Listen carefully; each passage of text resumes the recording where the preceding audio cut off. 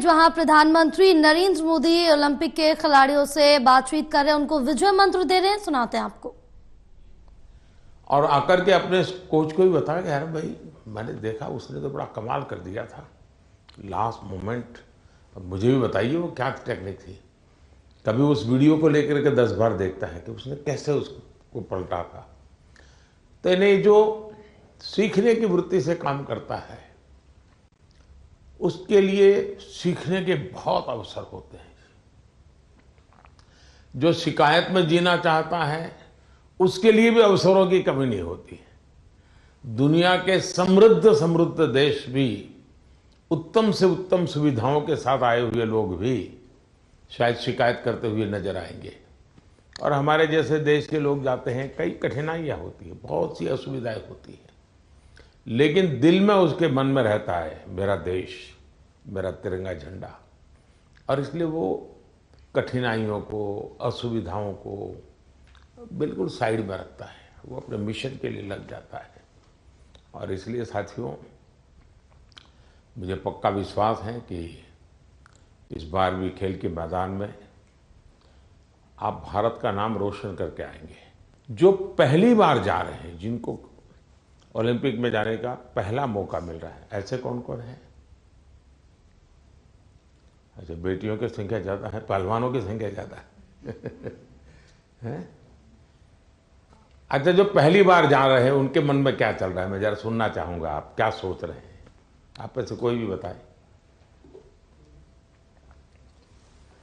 हाँ बताइए, आप कुछ कहना चाहती हो ना? ये पीछे।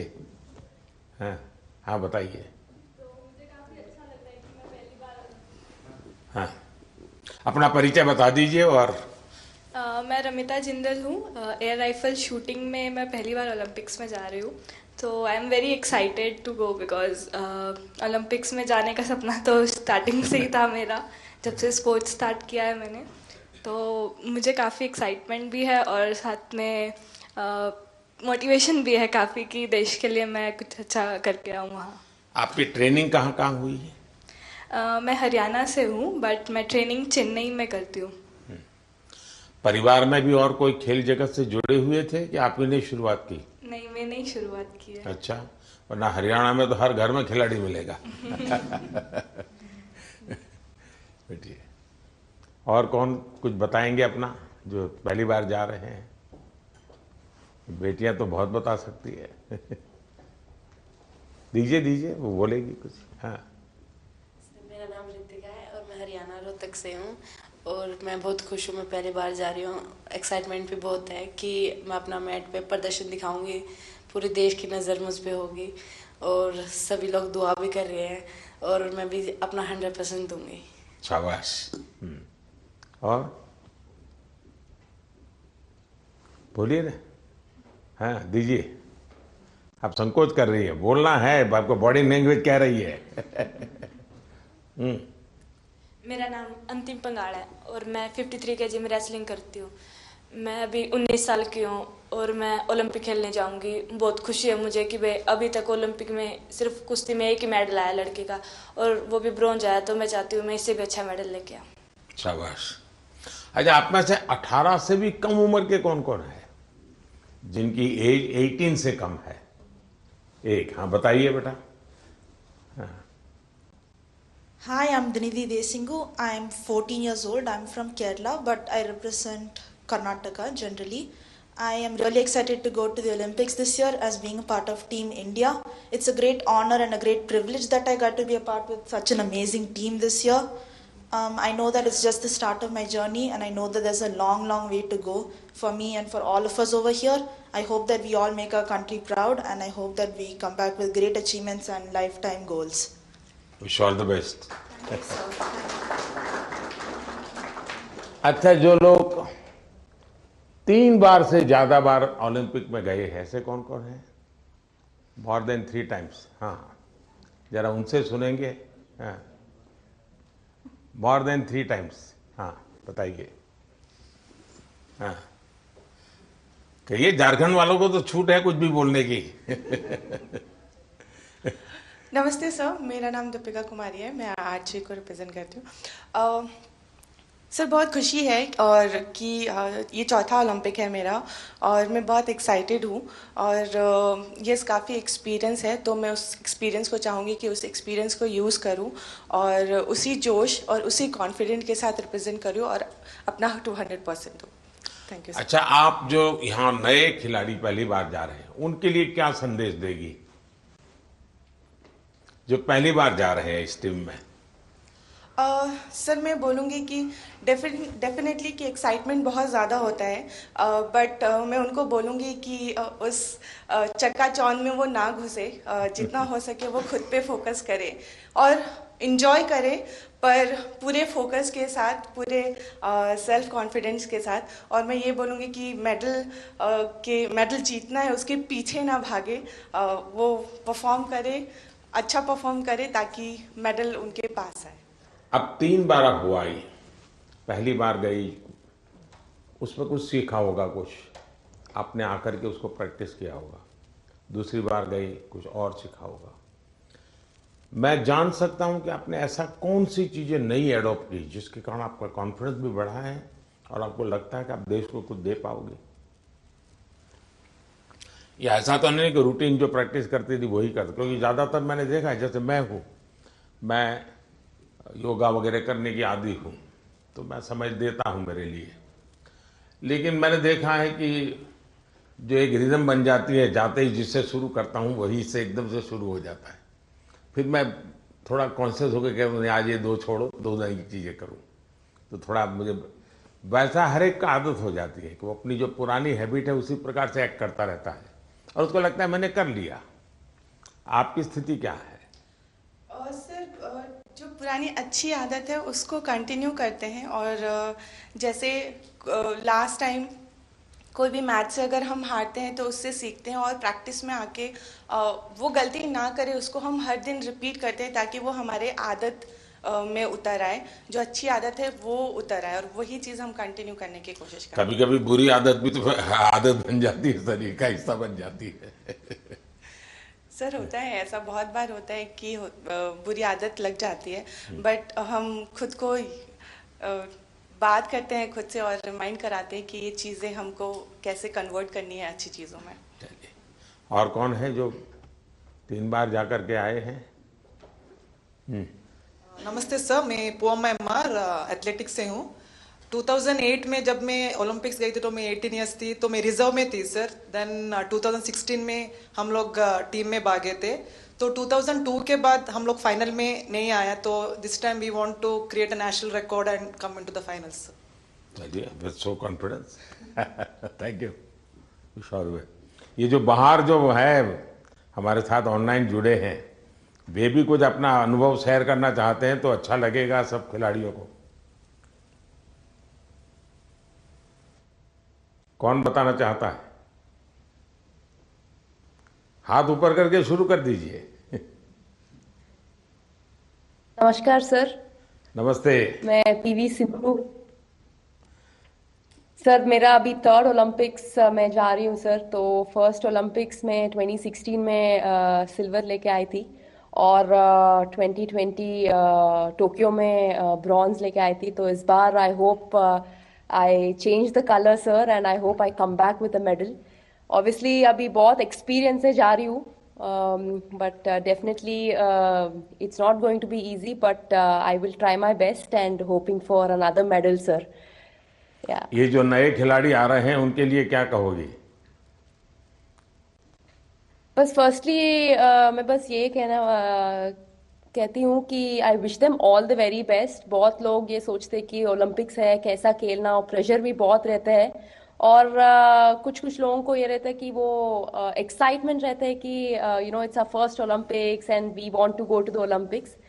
But I just want to say that you know it is like any other tournament. It's just that हम focus करना है और we have to have that belief in ourselves that we can do it. And definitely सब लोग hard work कर रहे हैं, तो I wish them that they give their 100%, not think that it is some different tournament and it is going to be hard. But I just want to tell them that it is like any other tournament and I want them to give their 100%. चलिए, बहुत pressure तो शुभकामनाएं। सब लोग सब thank you sir, thank you. और कौन कोई है जो बाहर से बात करना चाहेंगे? नमस्ते सर। नमस्ते मैं जी। प्रियंका गोस्वामी। नमस्ते मेरे जी। सौकर तुम्हारे बालकृष्ण कहाँ है? सर मेरे पास ही है, यहीं पे स्विट्जरलैंड में।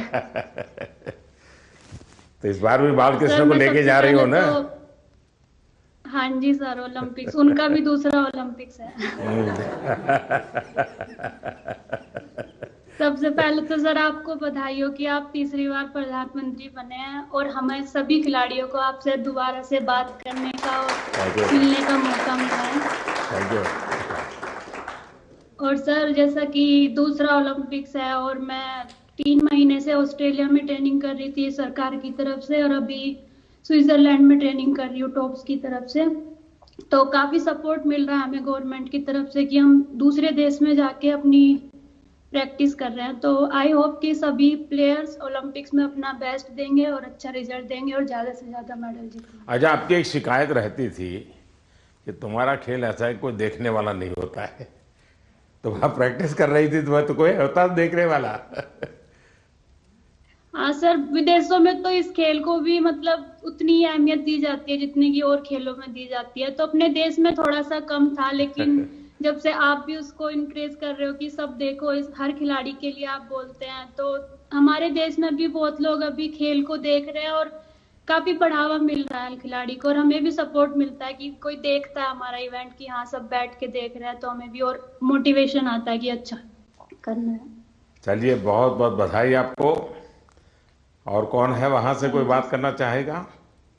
सर नमस्कार सर। नमस्कार। मैं निखत बोल रही हूँ सर। हाँ। मैं बॉक्सिंग में 50 कैटेगरी में इंडिया को रिप्रेजेंट करने जा रही हूँ ओलंपिक्स में, और ये मेरा पहला ओलंपिक्स है और मैं बहुत एक्साइटेड हूँ। एट द सेम टाइम मैं अपने आप को फोकस रख रही हूँ क्योंकि पूरे देशवासियों का मेरे ऊपर एक्सपेक्टेशंस है, तो मैं उनकी उम्मीदों पे खड़े उतरना चाहती हूँ और अपने देश का नाम रोशन करके वापस लौटना चाहूंगी। बहुत बहुत शुभकामनाएं। नीरज कुछ कह रहे थे? हाँ नमस्ते नीरज। सर। नमस्ते भैया। कैसे हो सर? मैं वैसा ही हूँ। तेरा चूरमा अभी तक आया नहीं। चूरमा लेके आएंगे सर इस बार। पिछली बार वो दिल्ली में चीनी वाला चूरमा था, आपको हरियाणा का वही देसी तो। घी और गुड़ वाला नहीं, खिलाएंगे। मुझे तेरी बाग के हाथ का चूरमा खाना है। पक्का सर। बताइए। बिल्कुल सर, हम भी अभी बाहर हैं जर्मनी में और ट्रेनिंग बहुत अच्छी चल रही है। इस बार मैं काफी कम कंपटीशन खेल रहा हूँ क्योंकि बीच बीच में मुझे एक इंजरी हो रही है, पर अभी काफी बेटर है। अभी कुछ दिन पहले मैं फिनलैंड में कंपटीशन खेला था और वो काफी अच्छा रहा। और 1 महीना है हमारे पास ओलंपिक्स के लिए और ट्रेनिंग बहुत बढ़िया चल रही है। कोशिश कर रहे हैं कि अपने आप को पूरा फिट करके जाएं पेरिस में और 100% दे सर अपनी कंट्री के लिए, क्योंकि 4 साल में आता है। मैं सभी एथलीट्स को ये बोलना चाहूंगा कि 4 साल में मौका मिलता है और अपने अंदर घुस के उस चीज को निकालें कि क्या वो चीज है जिससे हम अपना बेस्ट दे सकते हैं। क्योंकि मेरा टोक्यो मेरा पहला ओलंपिक्स था और पहले ओलंपिक्स में ही बहुत ही अच्छा रिजल्ट रहा, गोल्ड जीता देश के लिए। और उसका रीजन मैं मानता हूँ कि यही है कि मन में डर नहीं था, निडर होके खेला और बहुत ही बिलीव था खुद पे कि ट्रेनिंग बहुत अच्छी हुई है। और मैं सभी एथलीट्स को ये बोलूंगा कि वैसे ही खेलें, किसी से डरने की घबराने की जरूरत नहीं है, क्योंकि वो भी इंसान है। कई बार हमको लगता है कि शायद यूरोपियंस ज्यादा स्ट्रांग है या फिर यूएस के एथलीट या दूसरी कंट्रीज की ज्यादा स्ट्रांग है, लेकिन वही है कि अगर हम खुद को पहचान लें कि हाँ हम इतनी मेहनत कर रहे हैं, अपने घर बार को छोड़ के इतनी दूर हैं, तो कुछ भी पॉसिबल है जी। चलिए, बहुत बढ़िया टिप दिए हैं सबको। मैं आपका धन्यवाद करता हूं और आपको शुभकामनाएं देता हूं। आपका स्वास्थ्य अच्छा रहे, 1 महीने में कोई नई इंजरी ना हो भाई। बिल्कुल सर, वही कोशिश कर रहे हैं। देखिए साथियों, आपने देखा होगा कि 2-3 बातें बहुत अच्छी निकली, क्योंकि आप जो अनुभवी लोग हैं उनसे जो जानने को मिलता है उसकी एक अहमियत होती है। जैसे आपको बताया गया कि वहाँ के तामझाम में डूब मत जाना, खूब मत जाना, ये बहुत सही है जी। अदरवाइज हमारे लिए वो उसी का प्रभाव इतना होता है कि हम शायद अपनी चीज़ को फोकस नहीं कर पाते हैं। दूसरा, परमात्मा ने हमें एक कद दिया है, बाकी खिलाड़ी हमसे बड़े कद वाले होते हैं, लेकिन हम पक्का मान के चले यहाँ कद का खेल नहीं है जी, यहाँ कौशल्य का खेल है, आपकी टैलेंट का खेल है। सामने वाले का शरीर हमसे 2 फीट ऊंचा है, चौड़ा है, इसकी परवाह मत कीजिए। आपको अपने टैलेंट पे भरोसा होना चाहिए, और फिर सामने कितना ही शरीर मोटा हो, बड़ा तगड़ा हो, दिखने में बड़ा शानदार हो, तो वो जीत ही जाएगा, ये मानने का कारण नहीं होता है। तो हमने कोशिश, अपने पास जो कौशल्य है, अपने पास जो टैलेंट है, उस पर ही हमारा फोकस होना चाहिए, और वही हमें परिणाम देता है। आपने देखा होगा कि बहुत सारे लोग, बहुत कुछ आता है उनको, लेकिन एग्जामिनेशन के समय गड़बड़ हो जाती है। उनको लगता है आप याद नहीं आता है, फिर सोचता है, कुछ कोरिलेट करता है, और उसका मूल कारण उसका एग्जाम पर ध्यान कम होता है। उसका मूल कारण होता है कि अगर मैं अच्छा नहीं करूंगा तो घर वाले क्या कहेंगे, अगर मैं मार्क्स कम लाए तो क्या, उसी प्रेशर में रहता है। आप चिंता छोड़ दीजिए दोस्तों, आप खेलिए अच्छा बस। अरे मेडल आते भी हैं, नहीं भी आते, क्या है, ये प्रेशर कभी मत रखिए। हाँ, अपना 100% बेस्ट देना है, ये मिजाज अपना होना चाहिए, और उसमें कोई कमी नहीं होनी चाहिए। दूसरा, आप लोग जानते होंगे, आपको शायद ये आपके कोचेज हैं वो सब, या आपकी जो साइकोलॉजिकल जो ट्रीट करते हैं वो भी आपको समझाते होंगे। खेल जगत में प्रैक्टिस का जितना महत्व है, कंसिस्टेंसी का जितना महत्व है, उतना ही महत्व नींद का है। और कभी कभी तो कल सुबह मैच होने वाला, आज रात को नींद ही नहीं आ रही है, और शायद कोई और चीज हमें जितना नुकसान नहीं करती है, उससे ज्यादा नींद का अभाव नुकसान करती है। और आपको आश्चर्य होगा कि एक ऐसा प्रधानमंत्री है जो हमको सोने के लिए कह रहा है लेकिन मैं आपसे आग्रह से कहूंगा, अच्छी नींद बहुत जरूरी है खेल जगत के लिए, किसी भी जीवन के हर चीज के लिए। और आजकल तो मेडिकल साइंस भी नींद पर बहुत बल दे रहा है कि आपकी नींद कितने समय की है, कितनी साउंड स्लीप है, इसका बड़ा महत्व माना जाता है। और नया मेडिकल साइंस में इन चीज़ों को बड़ा स्वीकार किया जा रहा है, और इसलिए कितना ही एक्साइटमेंट क्यों ना हो जी, आप नींद पक्की करके, वैसे आप लोग मेहनत इतनी करते हैं कि आपको नींद आना बहुत स्वाभाविक होता है, क्योंकि आप गहरी नींद में चले जाए तो इतनी मेहनत करते हैं शरीर से। लेकिन शरीर की मेहनत वाली नींद एक बात है, और सभी चिंताओं से मुक्त सोना ये अलग चीज है। और इसलिए मैं आपसे आग्रह करूंगा कि आप नींद के संबंध में जरा भी कॉम्प्रोमाइज, और थोड़े दिन पहले इसीलिए भेजते हैं कि थोड़ा आप वहाँ पर जेट लैग वगैरह समस्याओं से बच जाए, वहाँ थोड़ा कंफर्ट फील करें, और उसके बाद आप खेल के मैदान में उतरे तो आपको सुविधा रहे, इसलिए एक व्यवस्था सरकार करती है। खिलाड़ियों की सुविधा के लिए इस बार भी कुछ नई नई चीज़ें करने का प्रयास किया है, लेकिन फिर भी मैं कह नहीं सकता हूँ कि हर एक को सब कुछ वहाँ सुविधाजनक होगा ही कि नहीं होगा, लेकिन कोशिश की है। इन दिनों हम वहाँ के जो भारतीय समुदाय है उनको भी जरा एक्टिवेट करते हैं, उनको मोबिलाइज करते हैं, जरा आप भी हमारे खिलाड़ियों के साथ जरा जुड़िए। कुछ डिसिप्लिन रहती है, इसलिए उतने तो निकट नहीं रह सकते, लेकिन फिर भी वो ख्याल रखते हैं, चिंता करते हैं। जिसका खेल पूरा हो जाता है उसकी तो भरपूर चिंता करते हैं, लेकिन हम कोशिश करते हैं कि एक प्रकार से आप लोगों के लिए कंफर्ट रहें, असुविधा ना हो, और आप लोग अच्छा परिणाम लेकर के आए। मेरी तरफ से आप लोगों को बहुत बहुत शुभकामनाएं हैं, और मैं आप लोगों का फिर से एक बार इंतज़ार करूंगा जब आप 11 अगस्त को तो सारा खेल पूरा होगा।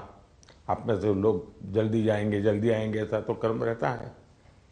लेकिन मैं कोशिश करूंगा कि 15 अगस्त को एक बार लाल किले पर जब कार्यक्रम होता है तो आप लोग भी उसमें उपस्थित रहें, ताकि देश देखेगा कि यहाँ से हमारे ओलंपिक खेलने के लिए जो गए थे, क्योंकि ओलंपिक खेलने जाना ये भी बहुत बड़ी बात होती है जी। खेल में क्या करके आते हैं वो तो उसमें 4 चांद लगा देता है, लेकिन देश के अंदर इतना सारा खेल जगत के लोगों का होने के बाद आप में से खेलो इंडिया से निकल कर के खिलाड़ी बने ऐसे कितने हैं? अच्छा, ये भी काफी लोग हैं। तो आपका क्या कैसा कौन सा खेल रहा क्या है बता दीजिए जरा। हेलो सर, मैं सिफ्त हूँ और मैं शूटिंग करती हूँ। तो खेलो इंडिया ने मुझे काफ़ी हेल्प की है, क्योंकि दिल्ली में ट्रेनिंग करके और उस टीम में आके जो भी मेरा रिजल्ट आया तो खेलो इंडिया कारण ही आया। चलिए, अच्छी शुरुआत है। हाँ जी। आपका? नमस्ते सर, मेरा नाम मनु भाकर है। मैं शूटिंग में ही अभी दूसरा ओलंपिक मेरी इंडिया को रिप्रेजेंट करूँगी। 2018 में जो फर्स्ट एडिशन था खेलो इंडिया स्कूल गेम्स का, उसमें मैंने नेशनल रिकॉर्ड के साथ गोल्ड मेडल जीता था, और वहीं से उसके बाद मैं टॉप्स के कोर ग्रुप में आ गई थी। और तब से बस यही था कि इंडिया की जर्सी चाहिए और इंडिया के लिए खेलना है। और खेलो इंडिया एक ऐसा प्लेटफॉर्म था जो बहुत सारे लोगों को उसने एक मार्गदर्शन दिया है, और आई थिंक वहाँ से काफ़ी सारे एथलीट्स ऐसे हैं जो आज मैं अपनी टीम में देखती हूँ, मेरे साथ भी खेलते हैं और मेरे से जूनियर भी हैं जो खेलो इंडिया से आए हैं। और उसकी एक बड़ी स्टेप होती है टॉप्स, जो मुझे 2018 से ही उसका सपोर्ट मिला है, और मैं बहुत ही शुक्रगुजार हूँ कि इनकी सपोर्ट की वजह से जो एक खिलाड़ी की छोटी छोटी समस्याएं होती हैं वो उनका हल निकाल देते हैं। तो आई थिंक बहुत मेजर रोल प्ले किया है मेरे लिए तो खेलो इंडिया ने और टॉप्स ने। सो जी सर, जो आज मैं यहाँ हूँ मैं उसके काफ़ी हद तक उसका सहारा रहा है। जी शुक्रिया सर। चलिए, बहुत शुभकामनाएं आपको। और कोई है जो कुछ कहना चाहते हैं, आप अपने हिसाब से कुछ बात बताना चाहते हैं? हाँ, नमस्कार सर, मैं हरमनप्रीत सिंह हूँ हॉकी टीम से। तो सर, लास्ट टाइम जो हमने ओलंपिक में ब्रॉन्ज मेडल जीता था 41 ईयर्स के बाद, तो वो बहुत हमारे लिए प्राउड मोमेंट थी। एंड क्योंकि हॉकी की जो हिस्ट्री है वो बहुत बड़ी रही है, एंड इस बार कोशिश बहुत अच्छी चल रही है। एंड फैसिलिटीज़ की बात करूँ, सब दिख रहे हैं आपकी टोली। तो फैसिलिटी सर, हम बेंगलोर साई में रहते हैं, तो one of the best facilities हमें मिल रही हैं। जैसे आपने रिकवरी के बारे में बोला, स्लीप के बारे में बोला, और वहाँ पे जो हमारा रिकवरी का है, फूड से लेकर सारा कुछ सर बहुत अच्छा मिल रहा है हमें। और इस बार भी हम पूरी अपनी मेहनत कर रहे हैं, एंड टीम हमारी जो है बहुत स्ट्रांग है। तो उम्मीद करते हैं सर इस बार और बेहतर करें और देश के लिए मेडल लेके आएँ सर। शायद किसी एक खेल पर सबसे ज़्यादा देश का प्रेशर है तो हॉकी पर होता है, क्योंकि देश के सब लोग मानते हैं तो हमारा खेल है, हम कैसे पीछे रह गए। सबसे ज़्यादा प्रेशर रहता है हॉकी के खिलाड़ियों पर, क्योंकि देश का हर बच्चा ये मानता है ये तो हमारा खेल है, ये हम कैसे हार सकते हैं। बाकियों में तो कहते हैं हाँ भाई चलो हमारे लोगों ने कोशिश की, प्रयास किया, निकाल रहे हैं। ये हॉकी के विषय में कॉम्प्रोमाइज नहीं करते और इसलिए उनको मेहनत भी ज़्यादा करनी पड़ती है। लेकिन मेरी शुभकामनाएं हैं, मुझे आप पक्का करके लाओगे, मुझे पूरा भरोसा है जी। Thank you sir, thank you. चलिए साहब, मैं आपसे यही कहूँगा कि ये देश के लिए कुछ कर गुजरने का एक अवसर होता है। आपने अपनी तपस्या से इस स्थान तक पहुंचे हैं, अब आपके लिए अवसर है देश को कुछ देने का, और देश को देने के लिए खुद का बेस्ट खेल के मैदान में देना पड़ता है। जो खेल के मैदान में खुद का बेस्ट देता है वो देश के लिए गौरव लेकर के आता है। और मुझे पक्का विश्वास है कि हमारे सभी साथी इस बार पुराने सारे रिकॉर्ड तोड़ करके आएंगे। इस बार भारत की कोशिश है कि हम 2036 में ओलंपिक की मेजबानी हमारे देश में करें। उससे भी एक बड़ा माहौल बनता है। तो हमारे दिशा में हम प्रयास कर रहे हैं, और हो सकता है शायद अभी तैयारियां इंफ्रास्ट्रक्चर के लिए जो चाहिए उस पर काम काफ़ी चल रहा है। जो भी एक्सपर्ट लोग हैं उस पर काम कर रहे हैं। आप लोग भी अगर खेल के बाद, खेल के पहले तो मैं नहीं कहूँगा, वहाँ व्यवस्थाएं क्या, इस बार फ्रांस में अलग अलग शहरों में ओलंपिक हो रहा है और एक तो पूरा बहुत दूर एक आइलैंड पे हो रहा है, तो एक अलग प्रकार का ही वहाँ माहौल रहेगा। लेकिन फिर भी वहाँ की व्यवस्थाओं में अगर आपकी रुचि हो, उसको ऑब्जर्व करें, उसको अगर नोट करें, क्योंकि खिलाड़ियों से जो इनपुट मिलता है, तो जब हम 2036 की तैयारी करेंगे वो इनपुट बहुत काम आएगा कि भाई वहाँ ये था, वहाँ वो था, वहाँ इस चीज़ की कमी थी, वहाँ उस चीज़ की कमी थी।